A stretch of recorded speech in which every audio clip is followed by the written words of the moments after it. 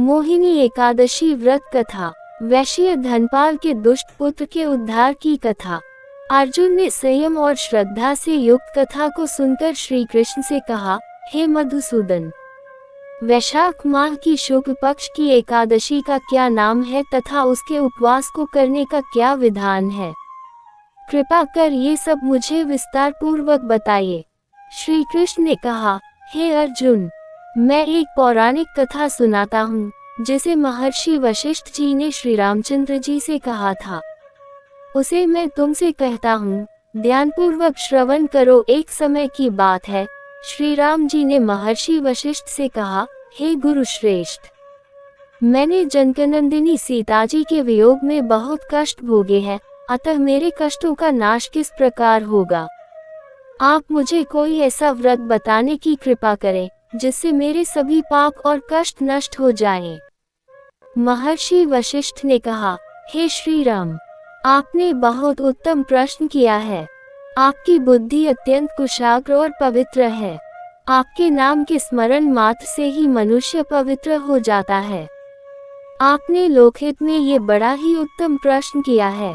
मैं आपको एक एकादशी व्रत का महात्म्य सुनाता हूँ। वैशाख माह के शुक्ल पक्ष की एकादशी का नाम मोहिनी एकादशी है। इस एकादशी का उपवास करने से मनुष्य के सभी पाप तथा क्लेश नष्ट हो जाते हैं। इस उपवास के प्रभाव से मनुष्य मोह के जाल से मुक्त हो जाता है। अतः हे राम, दुखी मनुष्य को इस एकादशी का उपवास अवश्य ही करना चाहिए। इस व्रत के करने से मनुष्य के सभी पाप नष्ट हो जाते हैं। अब आप इसकी कथा को श्रद्धा पूर्वक सुनिए। प्राचीन समय में सरस्वती नदी के किनारे भद्रावती नाम की एक नगरी बसी हुई थी। उस नगरी में द्युतिमान नामक राजा राज्य करता था। उसी नगरी में एक वैश्य रहता था जो धन धान्य से पूर्ण था। उसका नाम धनपाल था। वह अत्यंत धर्मात्मा तथा नारायण भक्त था। उसने नगर में अनेक भोजनालय, प्याऊ, कुएं, तालाब, धर्मशालाएं आदि बनवाए।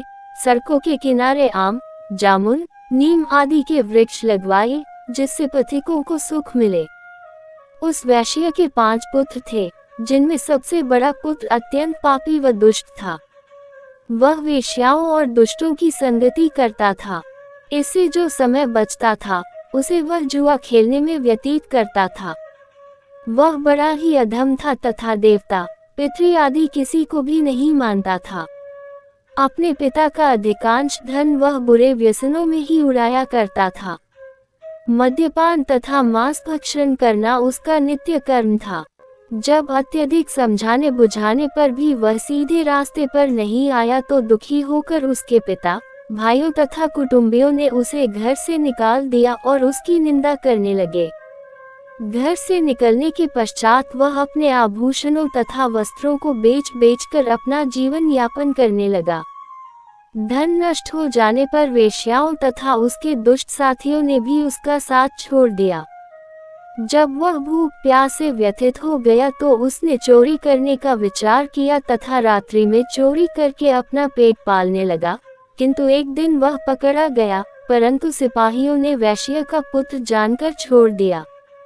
जब वह दूसरी बार पुनः पकड़ा गया तब सिपाहियों ने भी उसका कोई लिहाज नहीं किया तथा राजा के सामने प्रस्तुत करके उसे सारी बात बताई। तब राजा ने उसे कारागार में डलवा दिया। कारागार में राजा के आदेश से उसे नाना प्रकार के कष्ट दिए गए तथा अंत में उसे नगर से निष्कासित करने का आदेश दिया गया। दुखी होकर उसे नगर छोड़ना पड़ा। अब वह वन में पशु पक्षियों को मारकर पेट भरने लगा। तदुपरांत बहेलिया बन गया तथा धनुष बाण से वन के निरीह जीवों को मार कर खाने एवं बेचने लगा। एक बार वह भूख एवं प्यास से व्याकुल होकर भोजन की खोज में निकला तथा कौंडिन्य मुनि के आश्रम में जा पहुंचा। इन दिनों वैशाख का महीना था। कौंडिन्य मुनि गंगा स्नान करके आए थे।